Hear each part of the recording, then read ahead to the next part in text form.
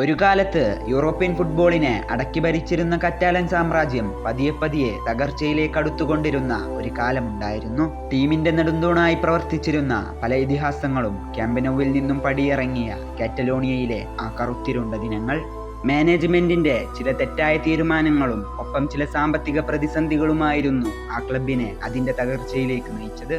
ഇതിഹാസമായി പടിയിറങ്ങിയ Xavi പരിശീലക വേഷത്തിൽ അവതരിച്ചപ്പോൾ പ്രതീക്ഷകളേറെയായിരുന്നെങ്കിലും അയാളുടെ തന്ത്രങ്ങൾക്കും ആ ടീമിനെ രക്ഷിക്കാൻ സാധിച്ചില്ല എന്നതാണ് യാഥാർത്ഥ്യം.